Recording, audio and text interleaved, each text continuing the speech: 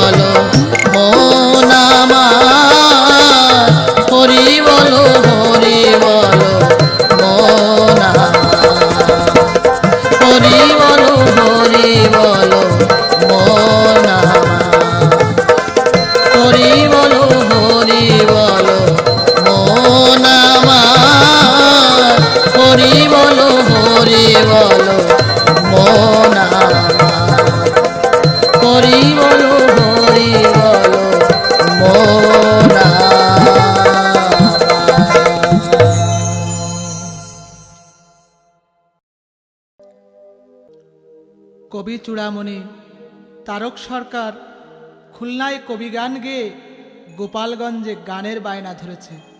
সেই উদ্দেশ্যে যাত্রা শুরু করেছেন।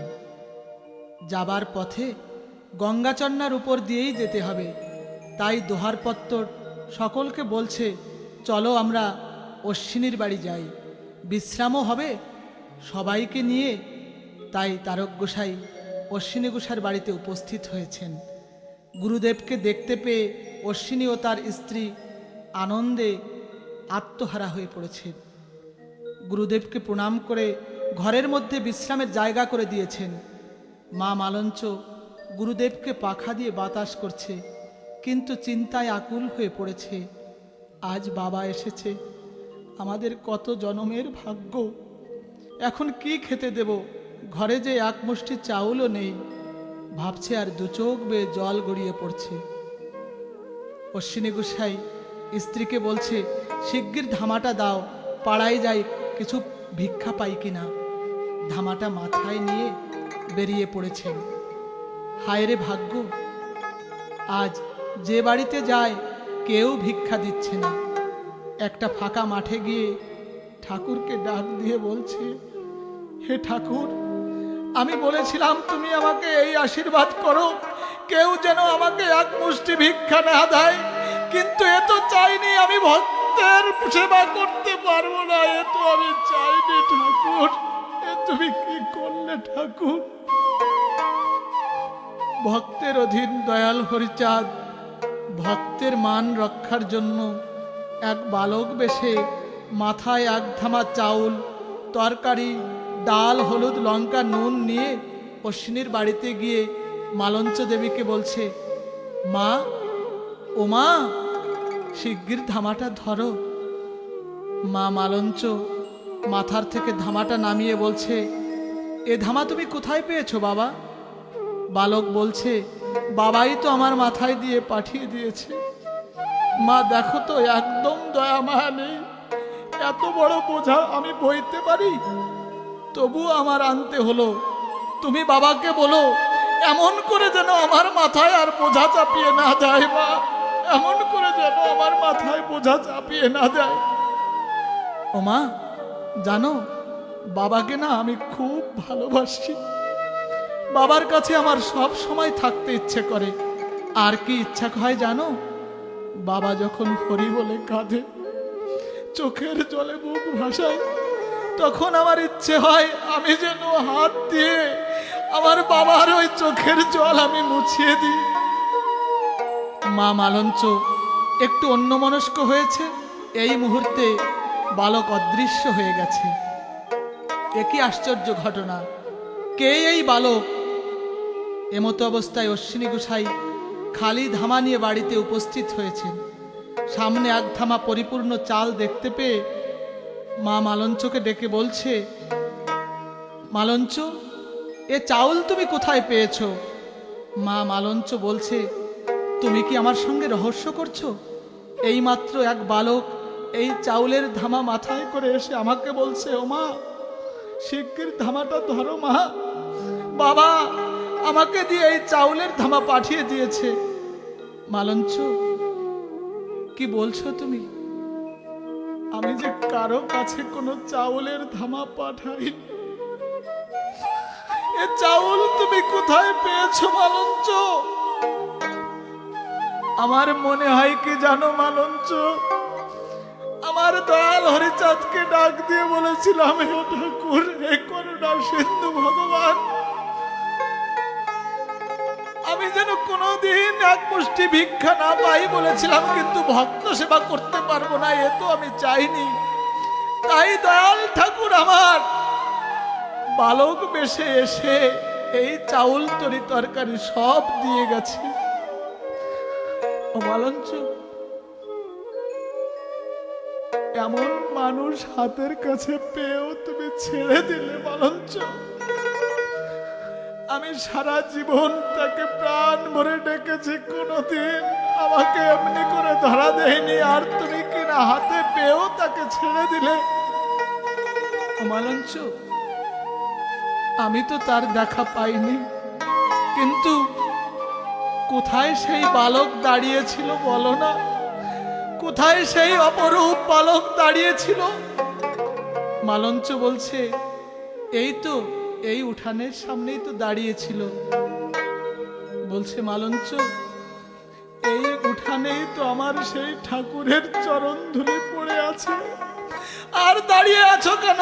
এসো আমরা দুজন মিলে এই ধুলায় গড়াগড়ি দিয়ে এই জীবন সার্থক করে নিজেদের জীবনকে ধন্য করি। মালঞ্চ, এ জীবনে কত পাপ করেছি, আজ এই ধুলায় গড়াগড়ি দিয়ে নিজেদের জীবন ধন্য করি।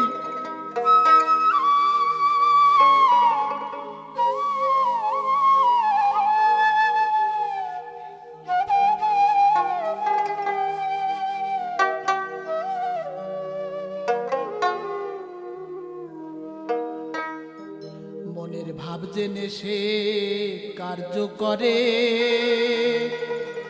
আরে এমন নফর দেখি না।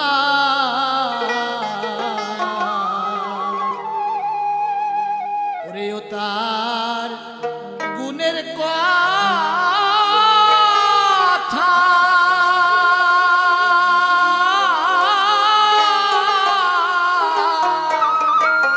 আমি বলবো কোথায়?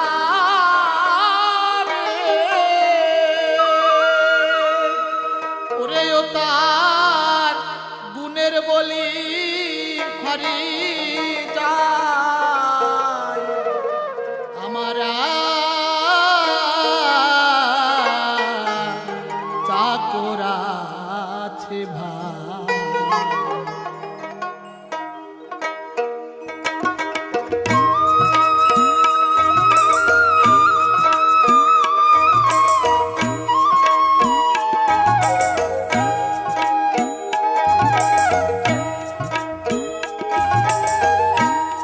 যখন যাহা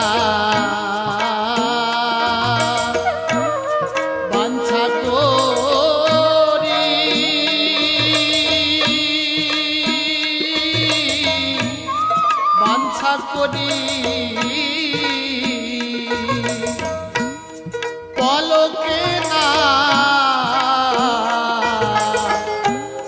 হতে দেরি অমনি দেয় সে জোগাড় করি হারে তার মানো বিমানা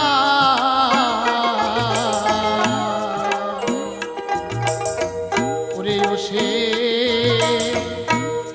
কোথায় থাকে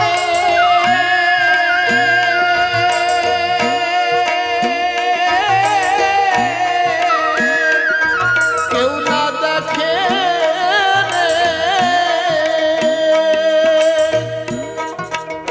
হারে তারে খুঁজে না রে পায় আমারা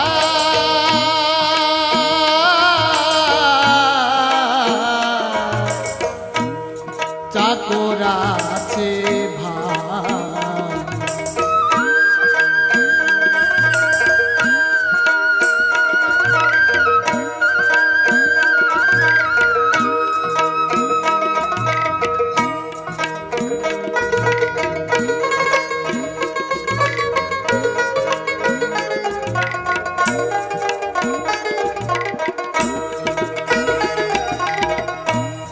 যখনে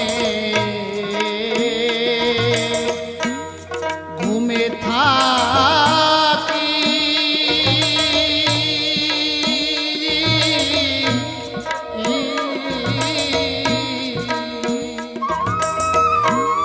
সে তখনে দেয় গো চৌকি আমার সুখ খেতে সুখী হারে তার আত সুকার না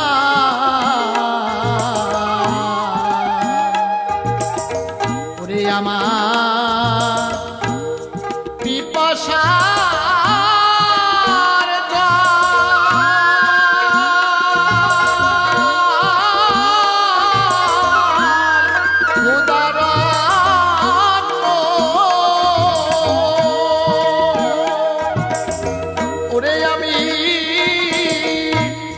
মনে করলে অমনি পাই আমার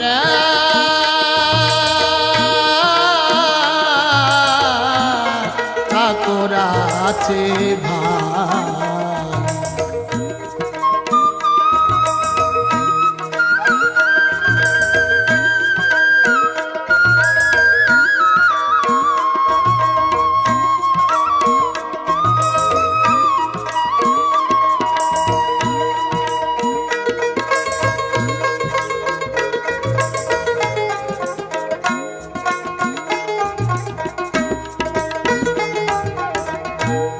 খাটনির বিরাম নাই মোটে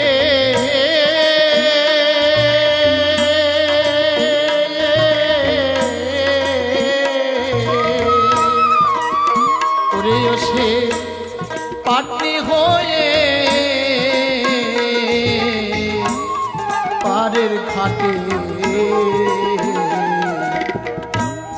পার করে যায় নিষ্কপটে হারে তার পারে মাসুল না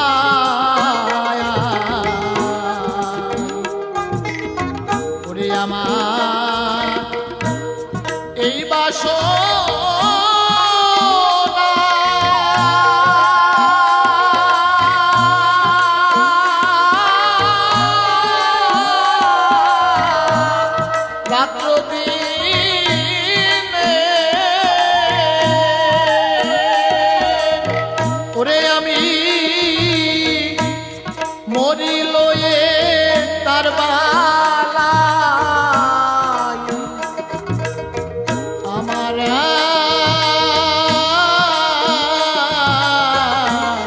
চাকর আছে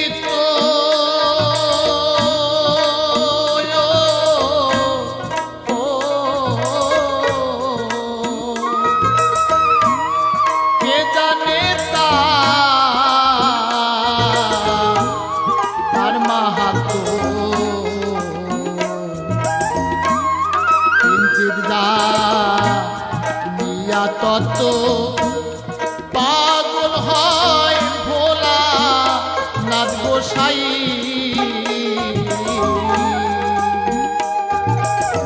ওরে ও সে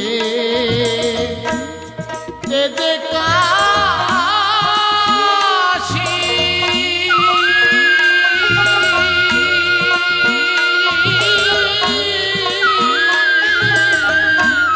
শ্মশান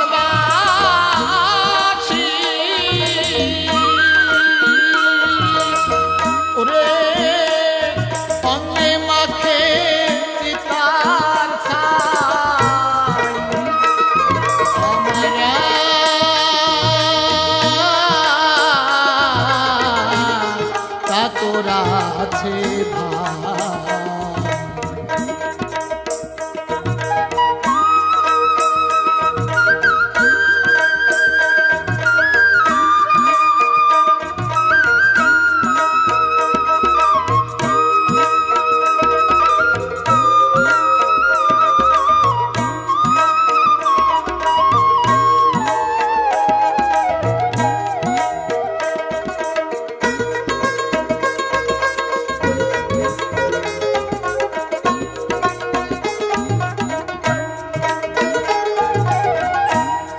কখন শ্যাম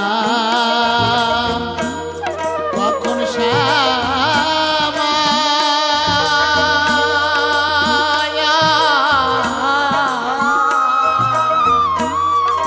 তাই রাম পার মহিমা রূপের তার নাই উপমা ভারত পুরাণে শুনতে পায়া ওরে ও সে ওরা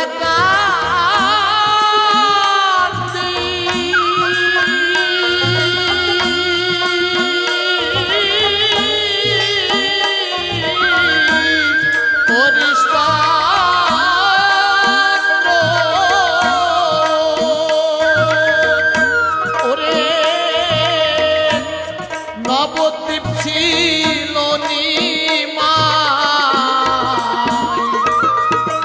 আমার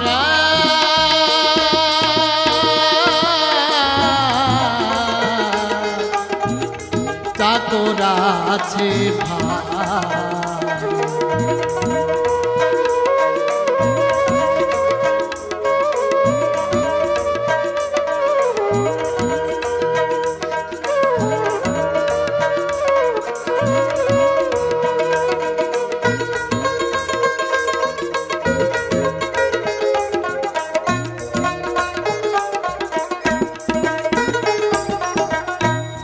অশ্বিনী তুই ভ্রান্ত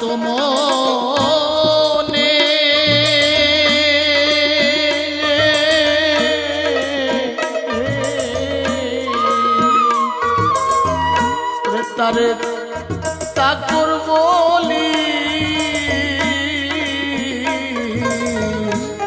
কোন পরাণে শঙ্কা কি নাই তোর মোহনে চুপ থাক শ্রীগুরুর দোহায়া ওরে সে দে কোটি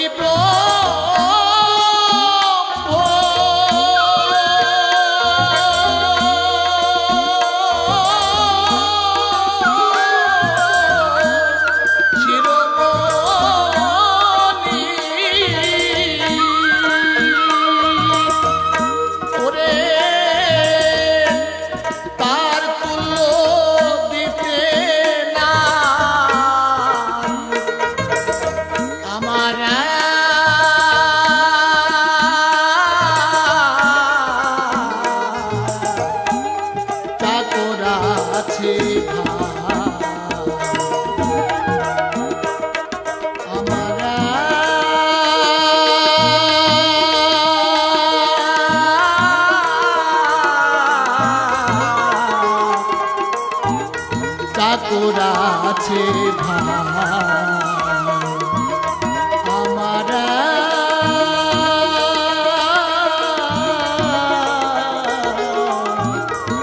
চাকর আছে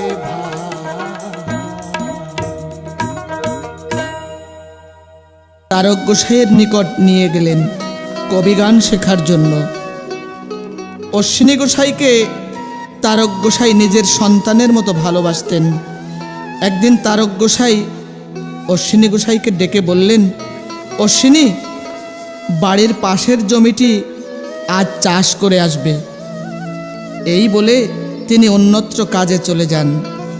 অশ্বিনী গোসাই ওই জমি চিনতেন না, তাই লাঙল জোয়াল নিয়ে গরু দুটিকে বলছে, ওগো গো দেবতা, তোমরা তো এর আগেও আমার গোসাইয়ের জমিতে গিয়েছ, যে জমি আমার গুরু চাষ করতে বলেছে তোমরা সেই জমিতে গিয়ে দাঁড়াও। গরু দুটি হাঁটতে হাঁটতে তারক গোসাইয়ের যে জমি চাষ করতে বলেছিলেন ঠিক সেই জমিতে গিয়ে দাঁড়ালেন। অশ্বিনী গোসাই আপন মনে ওই জমি চাষ করতে লাগলেন। চাষ করে যখন ক্লান্ত হয়ে পড়েছেন তখন গরু দুটি ছেড়ে দিয়ে বললেন, হে গো দেবতা, কারো ফসলে মুখ দিও না। এই বলে গরু ছেড়ে একটি গাছতলায় বসে দয়াল হরিচাঁদের নাম করছে। নাম করতে করতে ওই গাছতলায় ঘুমিয়ে পড়েছেন আমার অশ্বিনী গোসাই। এদিকে দুপুরের সূর্য যখন পশ্চিমে হেলে পড়েছে, ওই প্রখর রৌদ্র অশ্বিনী গোসাইয়ের মুখে এসে পড়ছে। দয়াল হরিচাঁদ আমার আর থাকতে পারলেন না। সর্পরূপ ধারণ করে অশ্বিনী গোসাইয়ের মাথার উপর ফনা বিস্তার করে ছায়া দান করতে লাগলেন। এদিকে তারক গোসাই অশ্বিনী গোসাইয়ের বাড়িতে আসতে বিলম্ব দেখে ছুটে চললেন জমির দিকে। যখন জমির কাছে এসেছে দেখতে পায় একটি বিষধর সর্প ফনা বিস্তার করে অশ্বিনী গোসাইকে ছায়া দান করছে। যখন কাছে এসেছেন সর্প হাওয়ায় মিলিয়ে গেল। তারক গোসাই অশ্বিনী গোসাইকে ডাক দিলেন, ও অশ্বিনী, বাবা অশ্বিনী। অশ্বিনী গোসাই চোখ খুললেন, কি বাবা? তারক গোসাই বললেন, অশ্বিনী, আমি আর তোমাকে আমার বাড়িতে রাখবো না অশ্বিনী। অশ্বিনী গোসাই সজল চোখে বলছে, ও বাবা, আমি আর কোনোদিন ঘুমোবো না বাবা। গরুতে বুঝি অন্যের ফসল নষ্ট করেছে, তাই না বাবা? আমার অন্যায় হয়ে গেছে। তারক গোসাই বললেন, অশ্বিনী রে, তুই কোনো অন্যায় করছিস বাবা, অন্যায় করেছি আমি। ওরে, যে মানুষ ঘুমিয়ে থাকলে বনের বিষধর সর্প ছায়া দান করে, সে কি কখনো অন্যায় করতে পারে রে? সে কি কখনো অন্যায় করতে পারে? অশ্বিনী, আজ আমার মন বলছে তোকে আমি কাঁধে করে আমার বাড়িতে নিয়ে যাই। অশ্বিনী গোসাই তারক গোসাইয়ের চরণ তলে লুটিয়ে পড়লেন। অশ্বিনী গোসাই ভাবের ঘরে গেয়ে উঠলেন,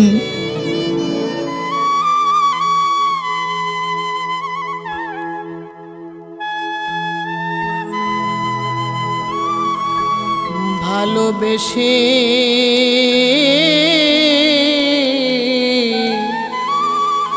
গুণ মনি আমায় এ দশা করেছে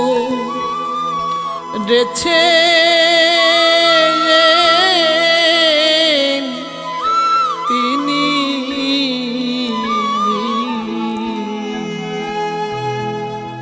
আমার মন প্রাণ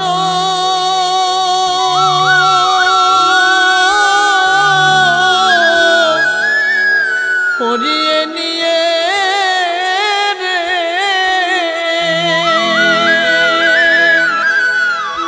ও হরি করলো আমায় পাগলিনী। এ দশা করেছে তিনি। ভালোবেসে গুণ মনি এ দশা করেছে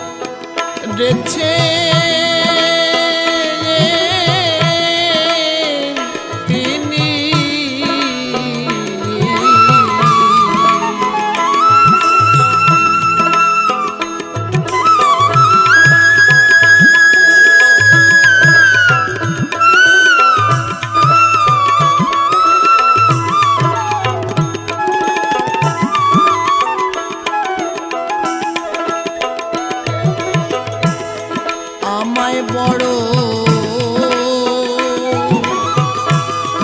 ভালোবাসে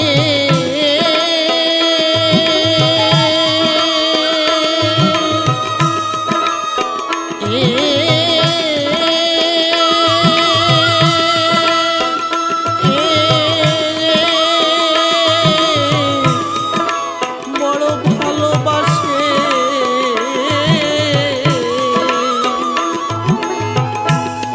তাই তেরা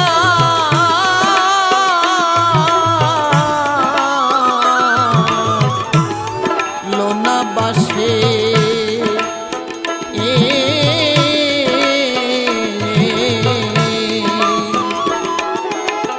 ওরে আমায় দিনহীন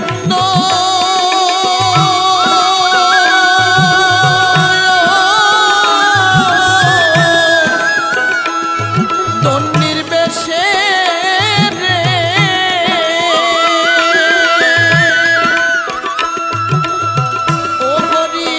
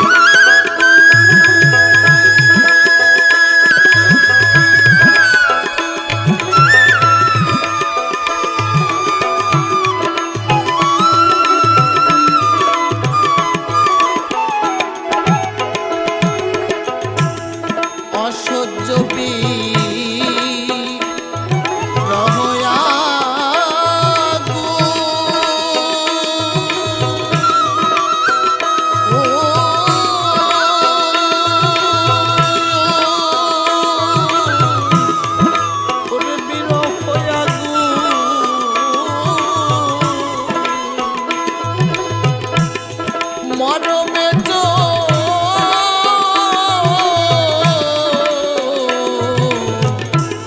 লেছে দিগু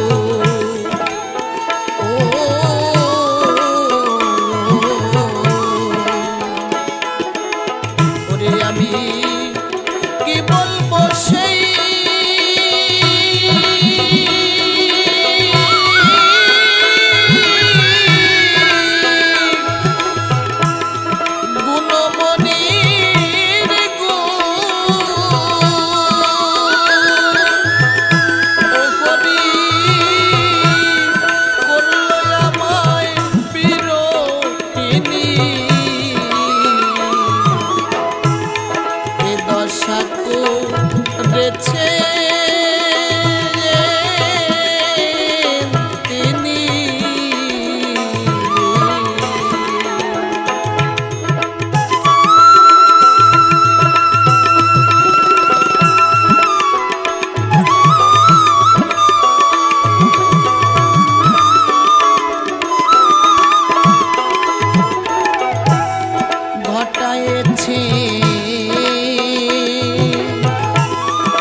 বিষম দশা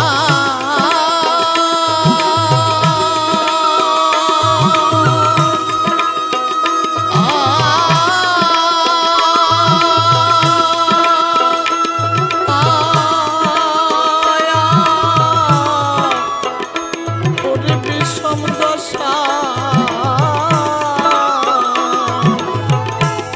সদাই পারে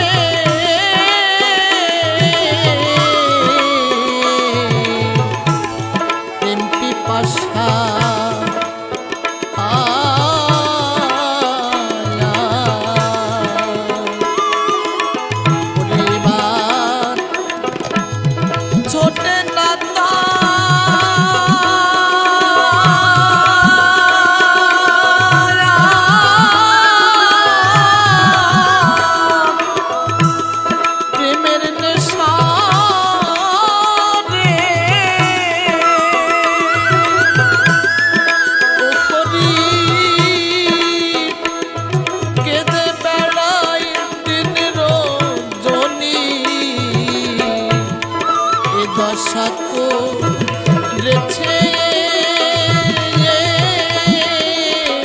তিনি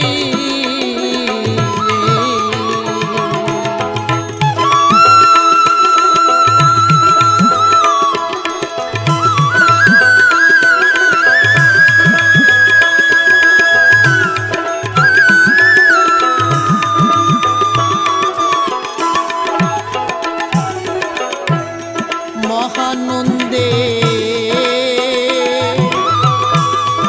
হৃদয়ের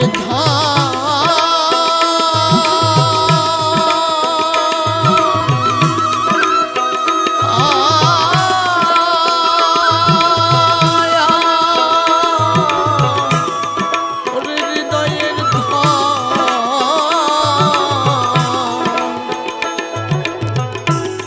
প্রেম ছাড়া সে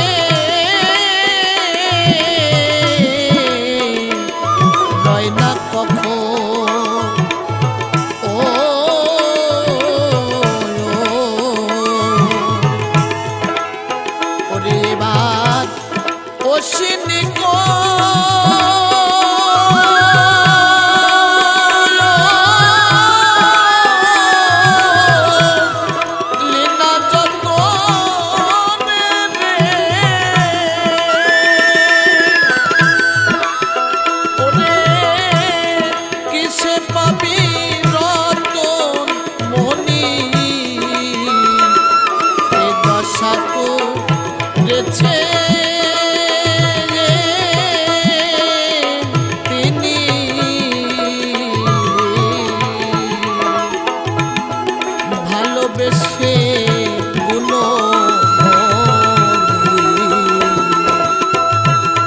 এ দশা তো রেছে তিনি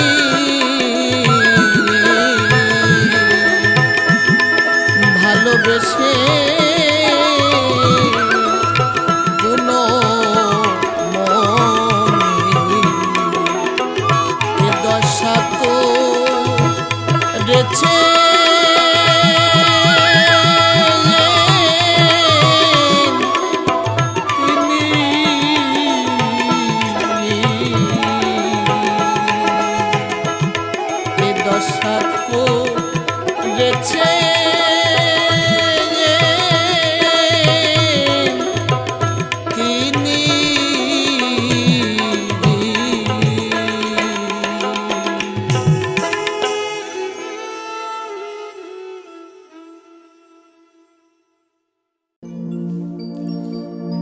মাসের প্রথম বুধবার দলে দলে মতুয়াগণ ছুটে চলেছে সিধা মোড়াকান্দি। অশ্বিনী গোসাই গুরুচাঁদ ঠাকুরের কথা মনে করে চোখের জলে ভাসছে।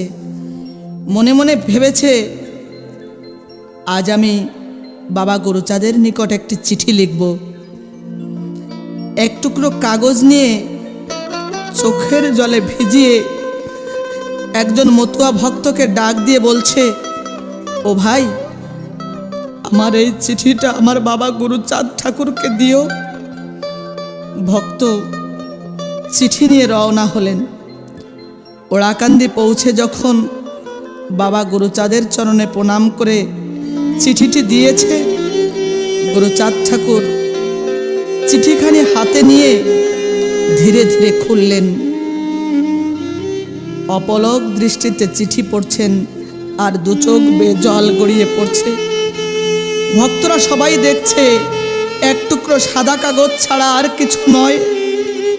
ভক্তগণ বাবা গুরুচাঁদ ঠাকুরকে জিজ্ঞাসা করলেন, ও বাবা, একখণ্ড সাদা কাগজ দেখে কেন কাঁদছো তুমি?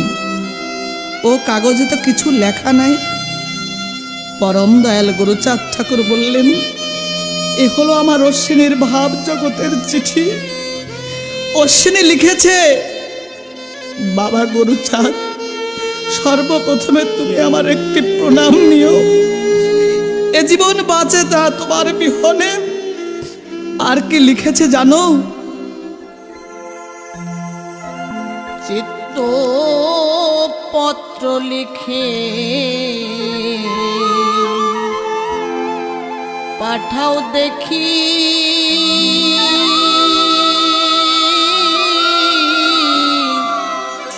শ্রী গুরু, আমার শ্রী গুরুর কাছে। লিখো বিনয় পূর্বক চিরসেবা,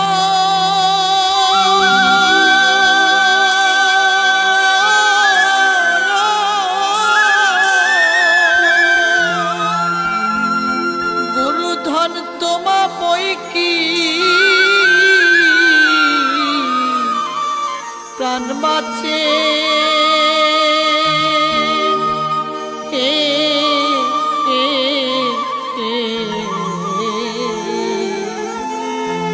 চিত্ত পত্র লিখে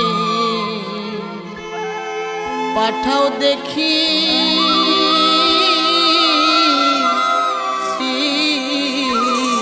গুরু, শ্রী গুরুর কাছে।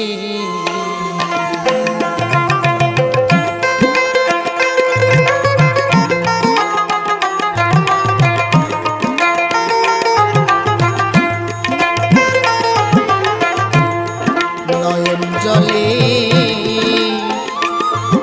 বানায়ে কালি,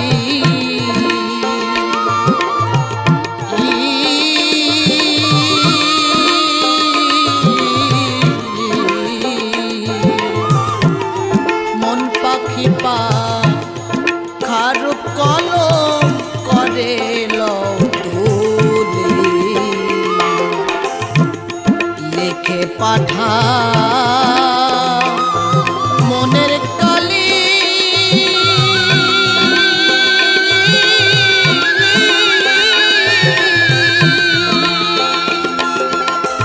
যাতে তো অন্তরের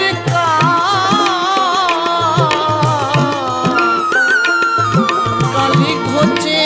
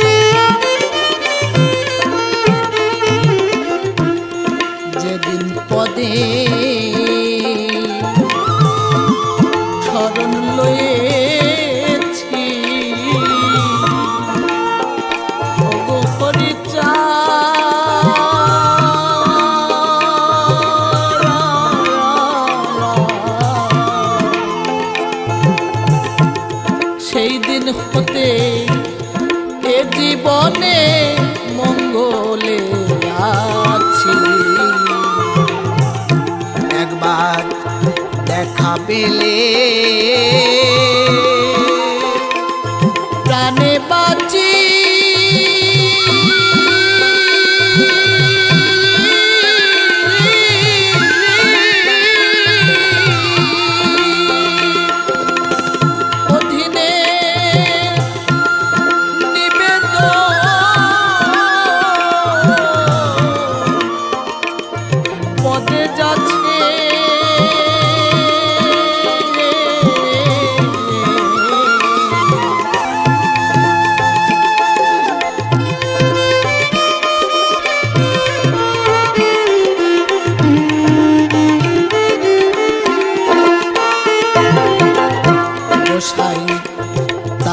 চাঁদে এই অভিলা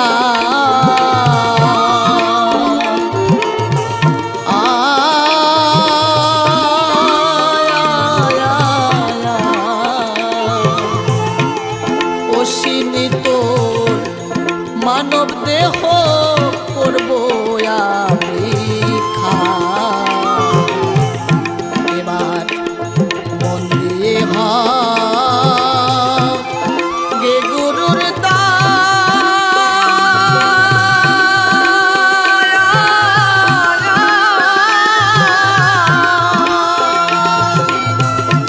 স্বামী মহানন্দ সহায় আছে।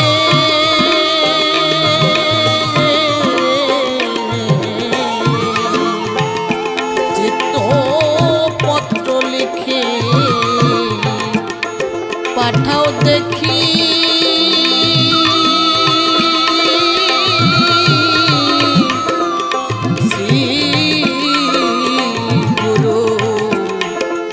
গুরুর কাছে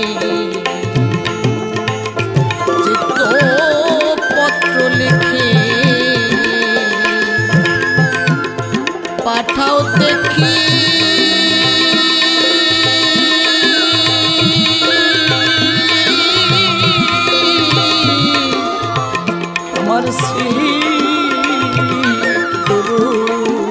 একদিন অশ্বিনী গোসাই ওড়াকান্দি এসেছেন। নিবারণ গোসাই ধান কাটতে যাচ্ছে। অশ্বিনী গোসাই বলছে, ও ভাই, তাহলে চলো আমিও তোমার সঙ্গে ধান কাটতে যাব। তুমি বুঝি আমার বাবার একার সন্তান? দুজনে ধান কেটে বিকালে সন্ধ্যার আগে বাড়ি ফিরছে। দেখে গুরুচাঁদ ঠাকুর পুকুর পাড়ে বসে রয়েছে। এমন সময় এক ঝাঁক পাখি গুরুচাঁদ ঠাকুরের মাথার উপর দিয়ে উড়ে যাচ্ছে। অশ্বিনী গোসাই বলছে, ওরে বনের পাখি,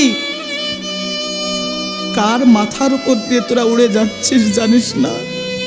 তোরা যদি সত্যি সত্যি আমার বাবা গুরুচাঁদের ভক্ত হয়ে থাকিস, যদি আমার বাবা হরিচাঁদের ভক্ত হয়ে থাকিস, তাহলে আয় একবার আমার বাবা গুরুচাঁদকে একটু হরিনাম শুনিয়ে যা।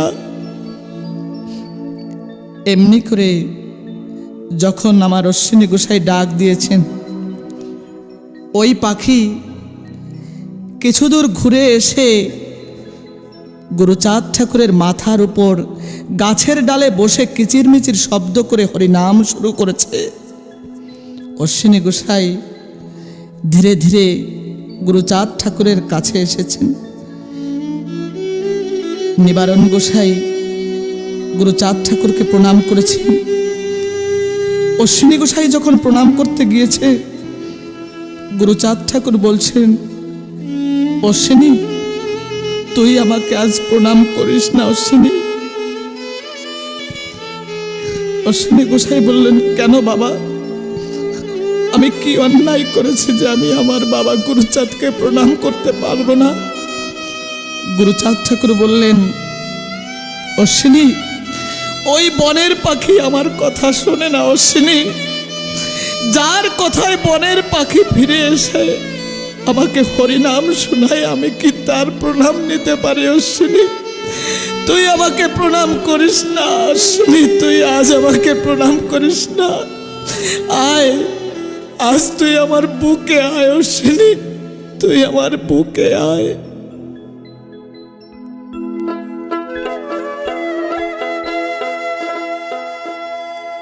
তারাই চলো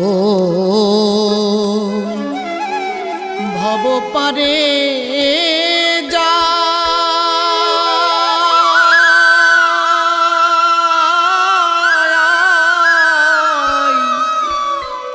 হরি নাম তরণী এলো ভাই, ওরে হরি নাম তরণী নৌকা খানি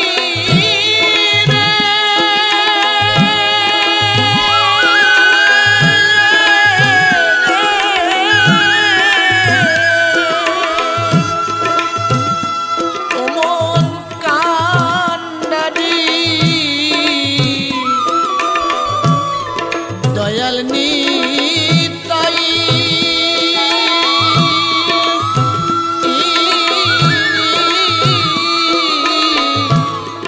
হরি নাম তরণী এলো ভাই।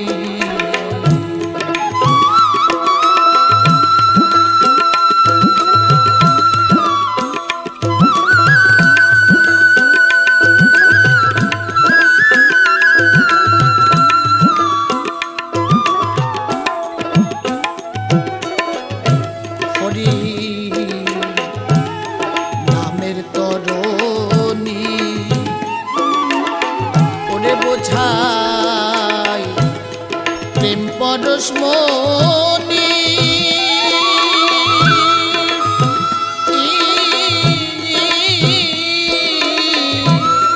ভক্তিরতন থরে থরে রূপের ছইখানি, ওরে তাতে শ্রদ্ধা করে চড়লে পরে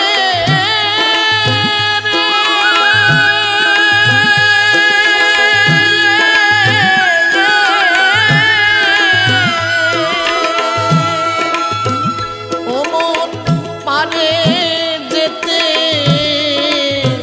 বাধা নাই,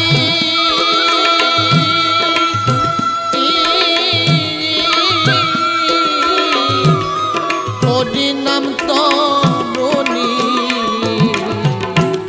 এলো ভাই।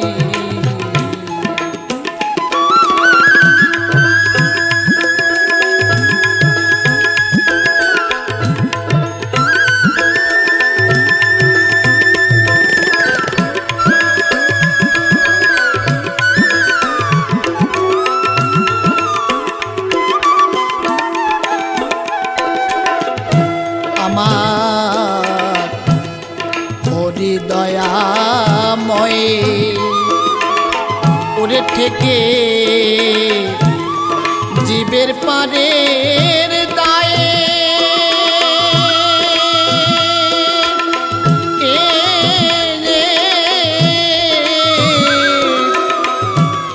কলির শেষে বঙ্গ দেশে হয়েছে উদয়ে, ওরে মুখে বললে হরি নাই কোদেরি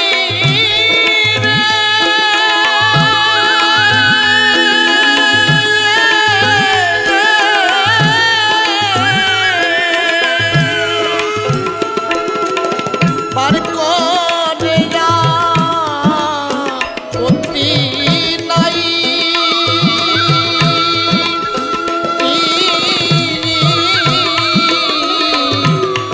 হরি নাম তরণী এলো ভাই।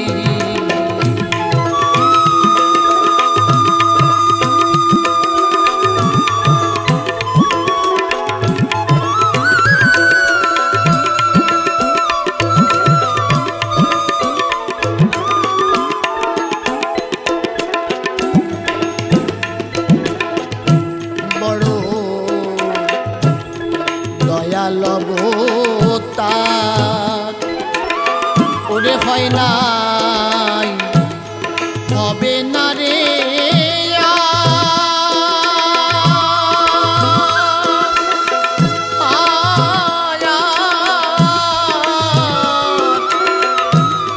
অনর্পিত নাম দিতেছে নিয়ে পাপের ভার ওরেও সে বিনামূল্যে পার করে দেয়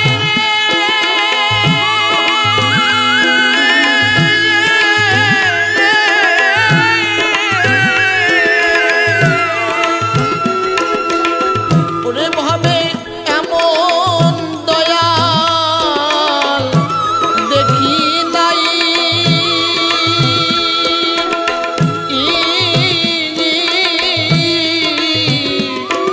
হরিনাম তরণী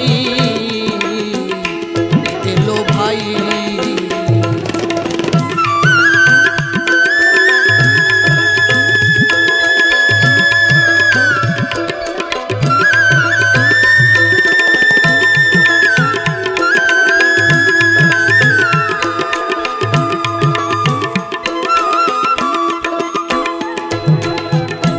যাহো যোগেরই পথ ওরে ঘাটে উঠে গেছে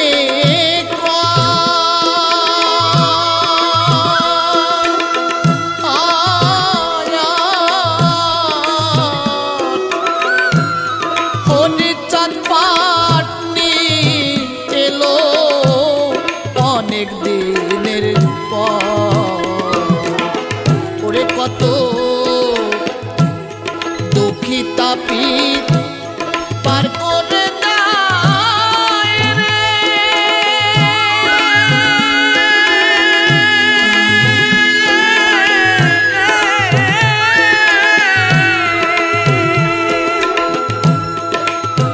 ওই ভব পারে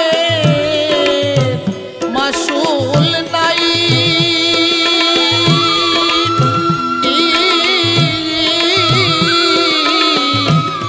হরিনাম তরণী এলো ভাই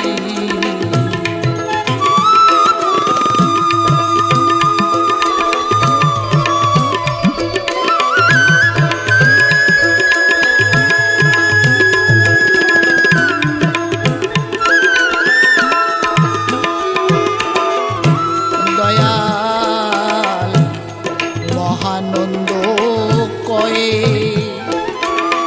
ওরে পারে কে কে যাবি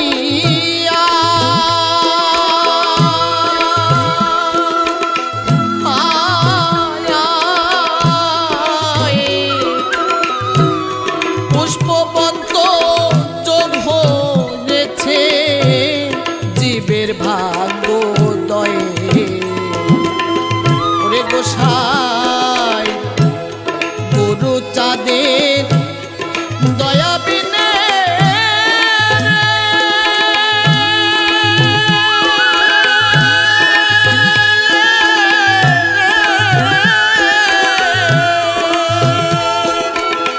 অসীম তোর উপায় নাই